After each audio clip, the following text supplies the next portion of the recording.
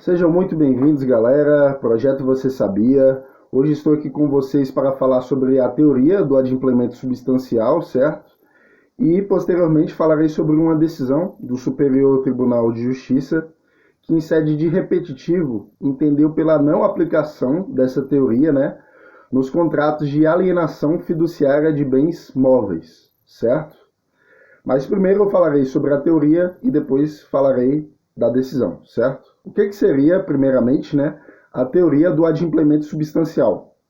Pois bem, basicamente essa teoria, que tem aplicação nos contratos onerosos de prestação continuada, que normalmente é fixado ali o prazo mensal para que você pague as respectivas prestações, essa teoria aduz que toda vez que você adimpliu substancialmente o contrato, por exemplo, você pagou ali em torno de 70%, 80% das prestações, certo?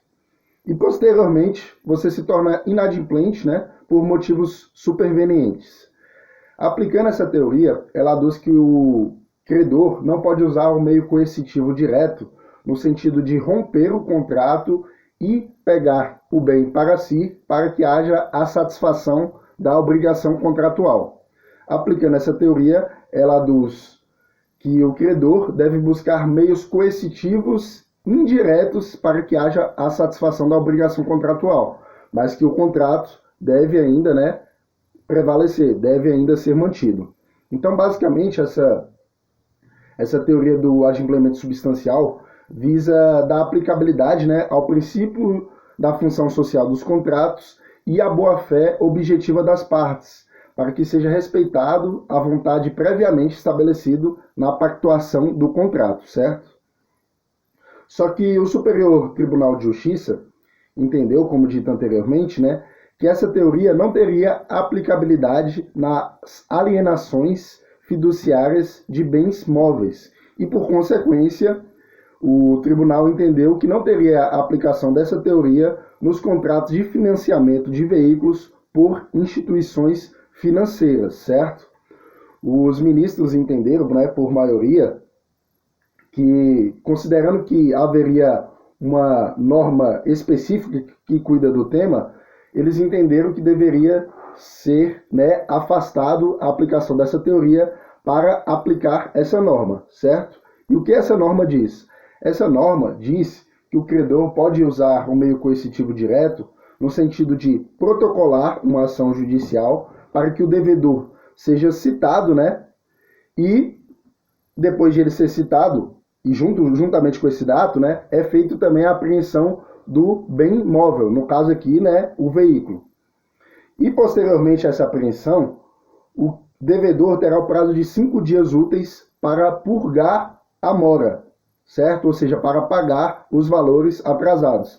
Lembrando que o devedor deve depositar o valor indicado pelo credor como devido, e não o valor que ele entende como devido. Se ele entender que aquele valor não representa, os valores de fato devidos, ele deve discutir isso no seio do processo judicial, mas ele deve depositar o valor indicado pelo credor como devido.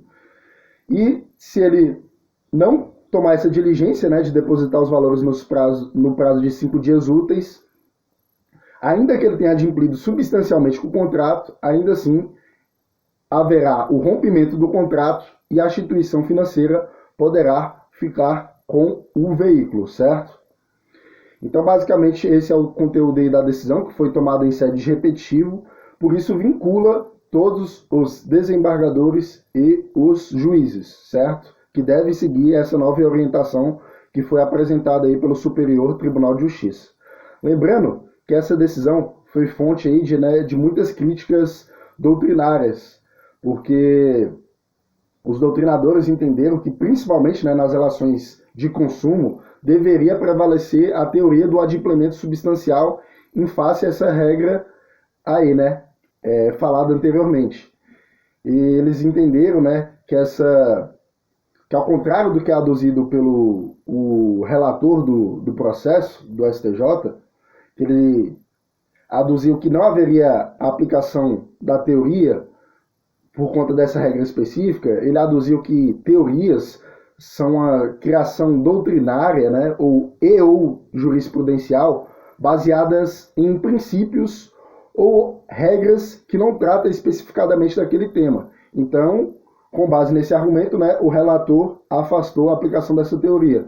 Só que os doutrinadores lembraram, né, que os princípios também, né, teriam força normativa no neoconstitucionalismo ou no pós-positivismo, né? Então eles lembraram que além da função instrumental dos princípios, que representam ali a espinha dorsal do ordenamento jurídico, né? Ou seja, ele serve como meio para a interpretação das normas, os princípios também têm uma força normativa que deve ser respeitada. E a doutrina, né, contemporânea, a dos que, na verdade, toda vez que a gente tiver num conflito entre princípio e regra, a gente vai estar num conflito aparente, né? Porque na realidade a gente estará diante de um conflito entre princípio e princípio, porque essa regra densifica, né? Ela explicita um outro princípio. Então, toda vez que estivermos diante de um princípio e de uma regra, na verdade, a gente está diante de um conflito entre princípio e princípio e deve usar, né, o critério aí de sopesamento, né, de acordo até com a teoria que foi adotada aí pelo CPC, para que analise, né, qual que deve prevalecer ali no caso concreto. E os doutrinadores entenderam, né, com essas argumentações que eu estou falando agora, que deveriam prevalecer principalmente nas relações de consumo a teoria do adimplemento substancial, certo? Mas seja como for, né, a nova orientação que foi dada pelo Superior Tribunal de Justiça foi nesse sentido.